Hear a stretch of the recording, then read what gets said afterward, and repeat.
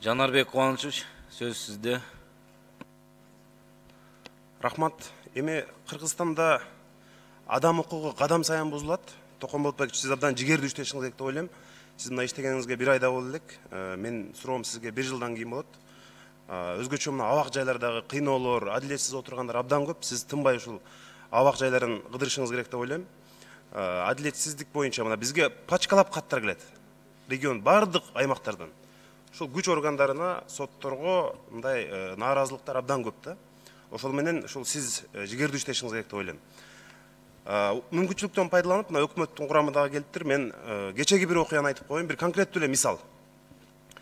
Кече Кадамжайда мына Майдан деген айыл өкмөттө жанагы комиссия барганда элдер эркин чогулуп, өзүнүн пикирин айтып, ошол жерде кенди иштетүүгө каршы ойлорун билдиришти. Буга биздин жарандар мыйзам боюнча укугу бар. Алар эч кандай башаламандык кылган жок, тоскоолдук кылган жок. Бирок милиция ошол жерде мына 60-тан өтүп калган апалардын колдорун кайрып, кармап, аларга өтө орой мамиле кылды.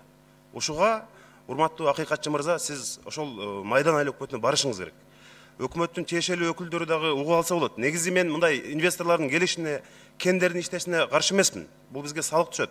Бирок бул жерде адилетсиздик болуп атат. Элдин үнүн сөзсүз угуш керек.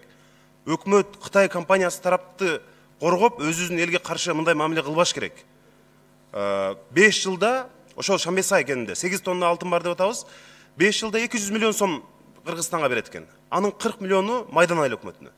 1 жылда 8 миллион гана түшөт экен.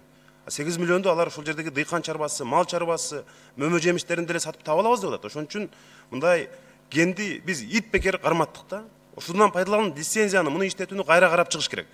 Урматтуу күч органдарынын өкүлдөрү отурат бул жерде. Ошол Майдан деген айыл өкмөткө барып, урматтуу Токон Болотбекович, ошол жерде элдин үйлөрүндө жарандарга коркутуулар дагы болуп атат. Ошону сиз көзөмөл Убакыт кош бериңиздер. сөзсүз түрдө мына госгеологиянын жетекчиси өткөндө шайланып атканда да айттым эле. Сиз болуп барып ошол жерде эл менен өкмөттө мындай кадыр барктуу кишилер жокпу? Барып туура түшүндүрүп, элдин мындай макулдугун алып, алардын үнүн уккангачы тилекке каршы бизде күч менен мындай маселе чечилбейт. Ошону сөзсүз эске алышыңар. Күч менен маселени чечебиз деген бул жаңылыштык болот. Кечиресиз, Дастан Асбекович, биринчиден кечирим сурайм. Бирок бул тиешелүү маселе. Мен бир жазылбай калып турмун, азыр эле келдим. Укук коргоо органдарга бүгүн айтып калбасак болбойт. Менде бир мындай көйгөйлүү маселе бар да. Токон Болотбекович, өзүңүз иштегенсиз, ГКМБда иштегенсиз. Мына Курсант мырза, вот айткылачы, азыр бул оперативниктердин көпчүлүгү менен сүйлөшсөң мындай айтат да. Биз планга чыкпай калгандык үчүн бизди жумуштан кетирип атат, же понижать этип атат. Жанагы кылмышкерлердин жүзүн ачуу боюнча план бар экен силерде. План коюлат экен да. Эгерде план болбосо, раскрывай эмес жок, же болсо кылмыштын жүзүн ачуу жок, сен давайте жумуштан кет деп, же уголовный розыск начальниги жергиликтүү, же болсо начальник РУДы, ушулар мындай биздин опер уполномоченныйлерди жумуштан кетирип атат да, кээ бир жерлерде кездешип атат. Ушуга кандай мындай айтасыздар, жооп бересиздер ушу? План барбы? Бул эмне болгон план? Бул эми картошка эмес да план койгудай. Эми жок болсо каяктан ачат? Бирөөнү кармап, тоогурдаганды камап коюш керек, же эмне кылыш керек? Урматтуу Кожобек Жайтыбекович, бүгүнкү күндө өзүңүзгө маалым болгондой эле 2015-жылы бизде реформанын жүрүшүнүн алкагында жаңы жобо кабыл алынган. Бул ички иштер органдарынын ишмерчемдүүлүгүнү жаңы критерияларын сунуштаганбыз да. Ушул сунуштаманын негизинде сиз айткандай пайыздык, башкача айтканда процентомайна бүгүнкү күндө жок. Мисал үчүн сиз айткандай, мисал үчүн сен бул айга сен сөзсүз түрдө 10 кылмыштын бетин ачышың керек. Эгерде 8дин бетин ача турган болсоң, жумуштан кетесиң. Анда болгон фактылар болгон болсо, биз ошол жетекчиге сөзсүз түрдө чара көрөбүз. Анда мен кач үстүндө берем, бүгүнкү күндө да болуп атат. Анда мүмкүн эмес, макул. Сөз депутат Рыспаев Кожобек Жайчыбековичте. Рахмат. Биринчиден улуттук борбордун жетекчисине чоң ыраазычылык билдиребиз. Рахмат иштеген кызматыңызга. Сизге жардам катары биз суроо берели дагы айталы да. Жардам бул абакта отургандарга тамак ашты продуктуну тендерди ким жасайт? КСН өткөрөбү? Уруксат берсеңиз мен жооп берип коеюн. Сиздер өткөрүңүз. КСНдин орун басары Дүйшөнбүй. Бизде ар бир мекеменин өзүлөрү өткөзөт. Ар бир мекеме өзлөрүнүн тендерин. Ошо продуктулардын сапатын бир көрүп койдуңарбы барып? Сапат текшерилип турат. Сапат Анан текшерилип турат. адам жеги дейби же ит жеги дейби? Сиз көрсөңүз мындай барып туруп, жакшылап өзүңүз. Ошо тендер деген балекет менен абакта отурган байкуштардын түрмөдө отурган абалы бул пыткадан жаман тамак ашы.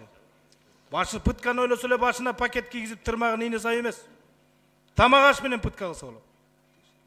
Ичкен тамагын көрсөңөр, продукттун качествосы, сапатын көрсөңөр, анан түшүнөсүздөр. Экинчиси, кысыйын сизге айтайын. Абакта отургандардын туугандары передача киргизип атат. Ошо передача берип аткан жерди көрсөңүз жүрөгүң чөт. Ит менен тинткендей кылып 5-6су туруп алып, сумканы ачып алып, табагын баякыр кытып, кашыгын баякыр кытып. Эмне үчүн заманбап бир оборудование эмгиче кое албайбыз? Сиз туура айтасыз, урматтуу депутат. Бизде көп мекемелер баягы 50-60 жылдагы мекемелер, азыр бир топ мекемелерде именно ошол өткөрүүчү жайлар, передача оңолду. Мисалы 27-чи мекеме бар, биздин СИЗО, центральный СИЗО бар, оңолуп калды. Айрым мекемелер бар, ушундай жагдайлар бар, албетте биз иш алып барып атабыз. 27 каерде адреси? Молдовановкада.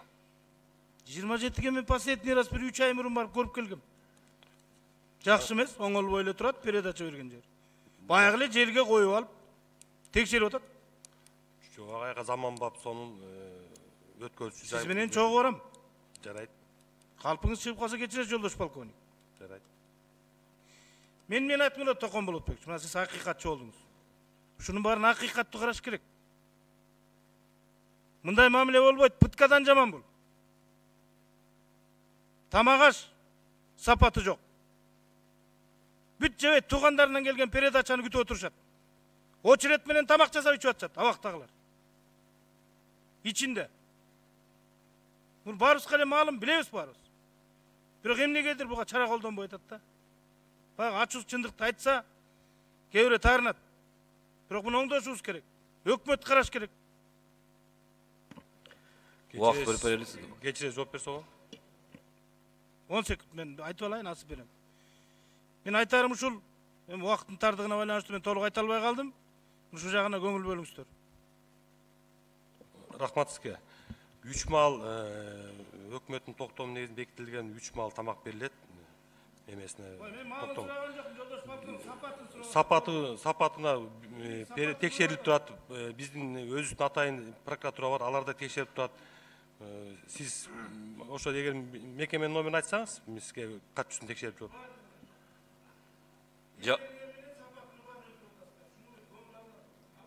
Жалпы эле ар бир кармооча өзүнчө тендер кылбайт да. Аны тендерди жалпы ГСИН кыласыздар.